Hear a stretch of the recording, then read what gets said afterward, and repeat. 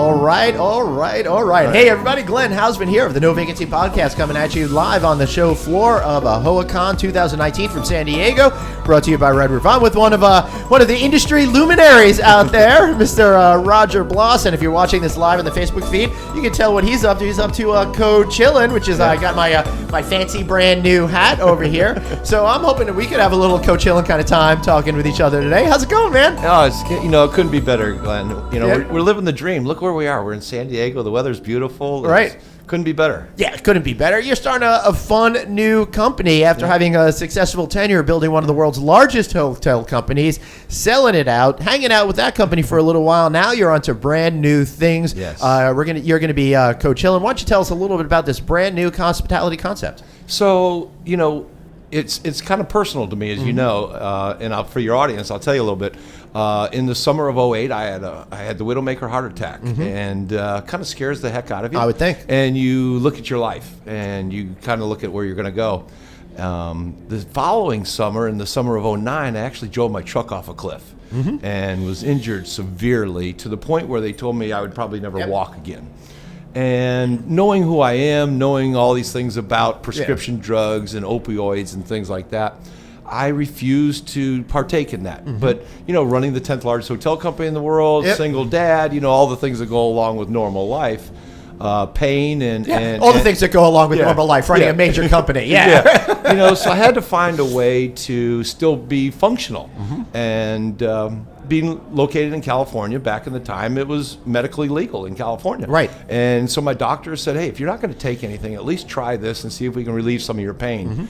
And sure enough, you obviously see me today. I've never felt better. I'm healthy. I walk. I do all the things that any happy person would do. Well, heck, nobody would even know that you sustained any injuries, right? No, not really. And I got to tell you, cannabis was a big part of that. And now that it's become not only medicinal but recreational in many states across the country, there are people that want to have an experience. They want to explore. They don't know enough about it. They've heard good things. They've heard maybe it can help me in certain ways. There are products and systems that actually don't deliver a psychedelic, effect, THC. Yeah. So that would be the CBD type so product. the CBD is what we really focus on primarily in our health and wellness hotels. And that's what it's really about, is allowing people to come into a hotel that, first off, has to be a great hotel. Right. Because it's not about smoking marijuana. Right. So it's about health and wellness and making sure people have an opportunity to explore and experiment with these products. I want to back up just for 1 second to get people to really orient themselves and understand what we're talking about here. Because I think the United States government, for whatever reason, had done a great job at demonizing it, right? And making cannabis by, calling it marijuana, which was, be scared of Mexicans and all of that kind of stuff. And it became this whole scary thing that government was against. And they're actually, because it was classified, or still is classified, as a, tier 1 drug, you're not even allowed to research it, right? So there's been a stigma attached to this plant that actually has a lot of medicinal opportunities to it. And I've seen through the BS, you see through the BS now, the vast majority of the company is seeing through the BS and realizing that there is great medical opportunities to be had from here, and you can stay away from those freaking opioids, and you can live a healthier, happier life. And I wanted to say that because it's a real distinction that you're not creating party hotels where everyone's going to go, yeah, we're all stoned. Right. But it's more about that health and wellness, which I think is an emerging and an important trend in American society. Yeah, so many people now, they don't sleep well, they don't feel well. And are you talking about me? Because I think you nailed it. I think all of us that travel for a living. We travel 200 plus days a year. Yep. So our sleep cycles are always off. Our eating cycles are off. All those things. But this products, when you find what works for you and how to to put it to your body, whether it's inhaling it, topicals, edibles, whatever it might be, you have those choices today. And yet people aren't sure how to use them, when to use them. So if you come to our hotel, we're going to have people that are experts in this field. They're going to allow you to, experiment with it in places where you're very comfortable with people with like minds. Right. So, and top it off, we put them in great locations, so that has the atmosphere of that's where I want to be. So, for instance, the one we're doing out in Coachillin, We have a 3,000-seat amphitheater with a lazy river pool with the desert hot springs water. So it's therapeutic, That's awesome. It's entertaining, and it's accommodating, right? So when you look at the travel that people want today, they want those experiences when they travel. You know, you look at what the wine tours have done over the years and things like that. Yeah, right. How the people love to see how it's grown, how it's made into wine, how they store it, how they bottle it. You know, from grape to sale. We're basically from seed to sale. Right, and that's an interesting component as well, because I'm seeing the emergence of all of these shops that sell cannabis, and the people there are so extremely well trained, and you can talk to consultants there and say, hey, you know, my neck hurts. What would be a good varietal for me, right? Right. So just like wines, there's a lot of different varieties. So, you know, cannabis has a lot of different flavors to it in terms of the way it affects us each individually. And I like that experimentation process, and not experimenting in that, you know, oh, we're going to do that crazy drugs thing that we were, you know, that I had mentioned before, but more of like what works for me for this specific situation that I have. Exactly. So I have a daughter that's at UNLV. Right. And she gets back pains pretty bad, you know, and she has long days at school. Right. So CBD helps her. It helps her with her back aches, and it helps her when she gets a headache.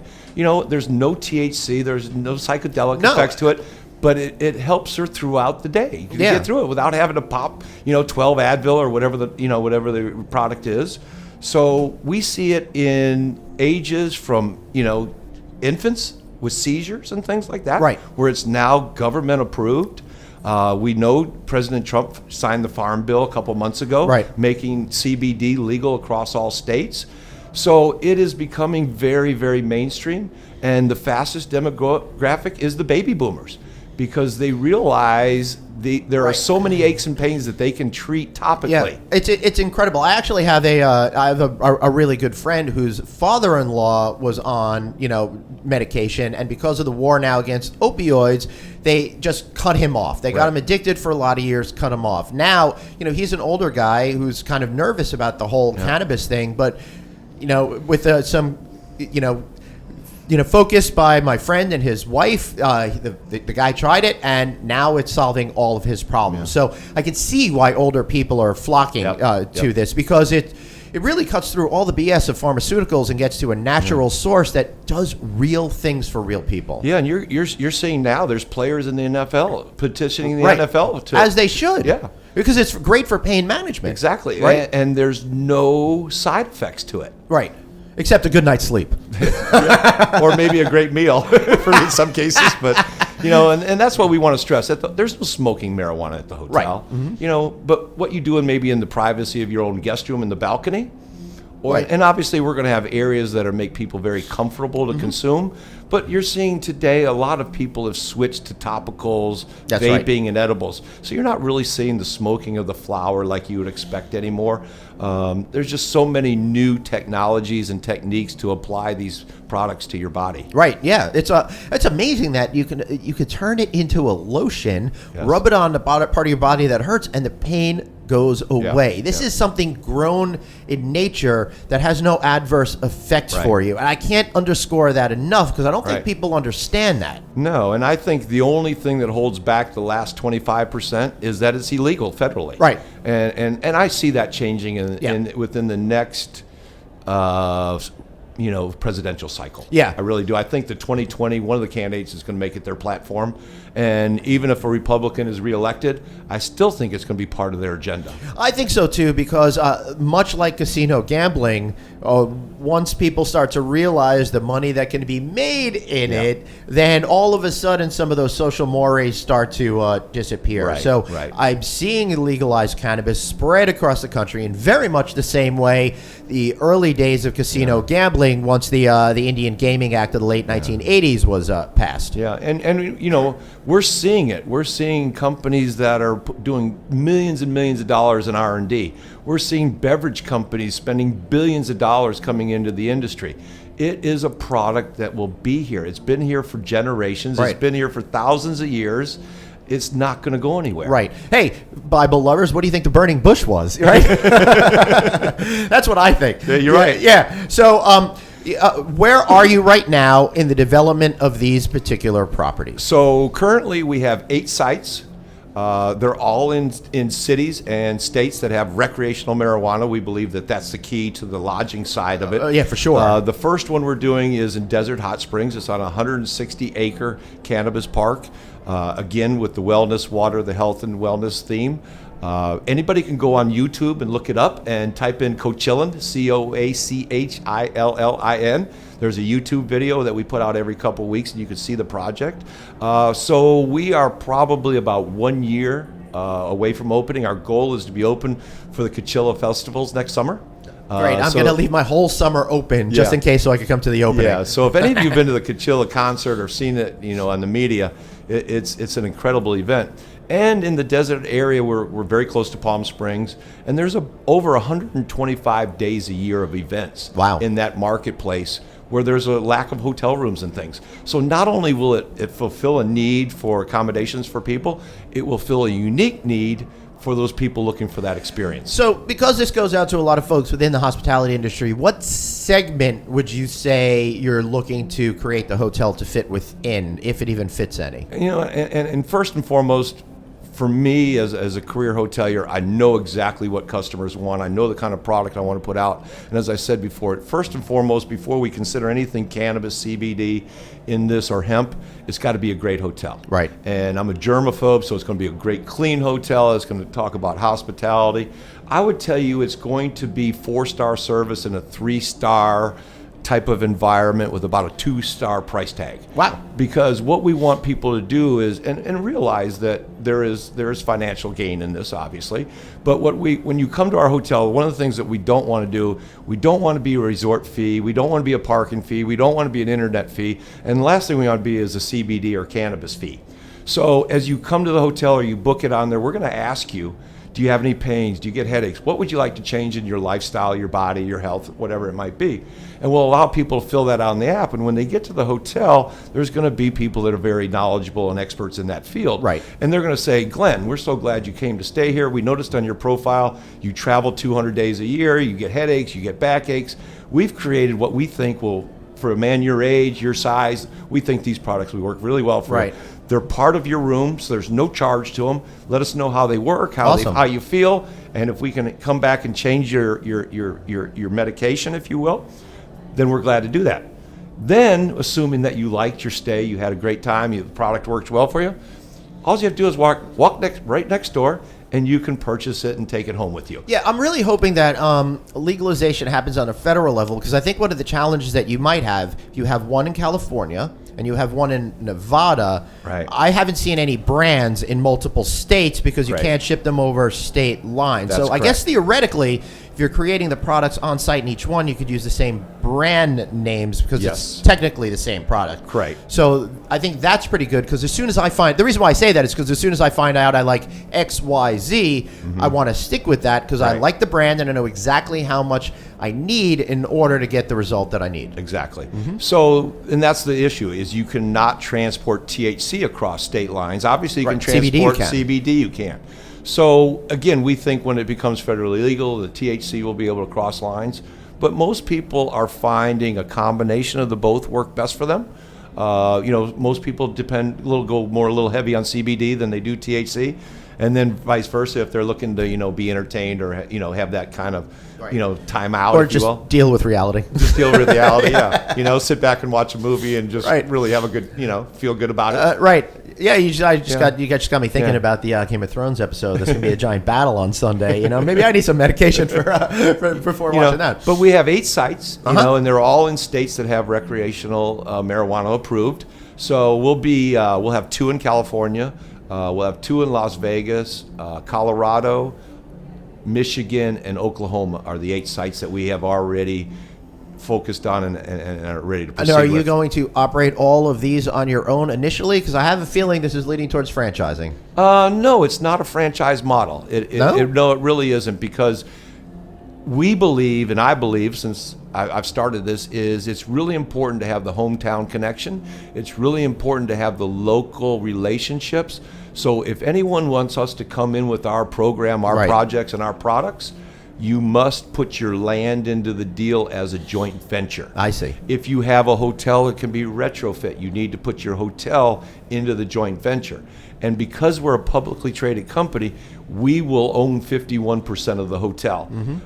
So that's another really nice aspect of this is if we put up 51% of the capital and the owner puts in the land, now you're talking maybe 30 to 40% left of debt. Right. So that's pretty easily financeable, and it gives a great ROI on the property. And it also positions you in a crowded market. If you're in a crowded market, it separates you from the rest. Right. And you're able to really give a lot of freedom to how you operate your hotel that way. So it's about the local feeling. So in Michigan, we're actually building at a racetrack. Really? Yeah, because obviously it has a lot of event space around Right. it, and companies rent out this racetrack to do these types of events. But the problem is there isn't a hotel within 20 minutes. Right. So again, you want to be at that location where the event is happening. So we're going to the locations, we're putting them in great locations so people feel really good about it. And if you look at what San Diego has done here, I mean, look how nice it is for us to walk across the street or down the street and being part of this.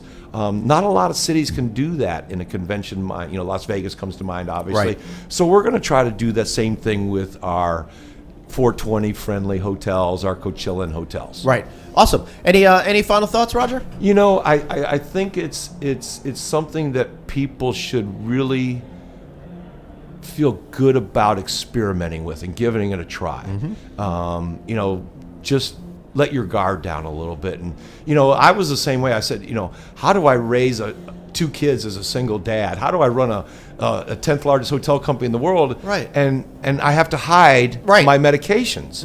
So my issue is when I came out with this, if you will. Right. And that's basically what it was. Yeah. And everybody came up to me and went, I'm not surprised, but good for you. Right. And you know what? I do it too. Right. Or my sister does it, or I gave it to my mom. So be open about it, and you can feel confident that it's a product that is health for you. Yeah, and I think we're finally at the point now with the people that don't get it are in a strong minority, and they're just not being listened to as much. And that's okay. That's the wonderful thing about the country we live in and the options we have. Yeah, it's pretty amazing how far everything has come. This is going to be a great. I can't wait to watch you continue to grow this new company. Yeah, maybe we can even get a hoe out there to have their next convention. That would be. I could totally see 8,500 people descending on your location. That'll be incredible, Roger. It's some opportunity now. Give a plug. Anything that you'd like. My plug is if you'd like to see what we're doing, go to YouTube and type in Coachillin, Coachillin, and there's drone videos that we put up periodically, and there's a new one out that actually shows the hotel, the amphitheater, and then the next phase of it, we're going to be putting an RV park next to it. So, awesome. So a lot of good things coming. Well, I certainly can't wait. I'll be looking out for it. Summer of 2020. It's going to be a long year waiting for that to be open. Great speaking to you always, as Roger. I've had such a great time. It's so much fun to watch you reinvent yourself. Well, thanks. So great. And I got to give a shout out to Greg Mound at Red Lion. I work with Red Lion. I'm a part of the Red Lion family. And they have fully embraced and given me the opportunity to do this with underneath that umbrella. So, well, I mean, they were located in both Washington and Colorado. Now in Colorado only. I mean, you got to get on the game plan. Yeah, I actually think there's a dispensary about 20 yards away from the front door of the corporate headquarters. I think there's a dispensary 20 yards away from everything in Denver. Yeah, could be. Yeah. Well, thanks for being here, Roger. So for Roger and myself, Glenn, thanks for watching No Vacancy News video cast, or if you're listening, our podcast version. Thanks for watching, and we'll be back next time with another great interview here from the HOA conference floor.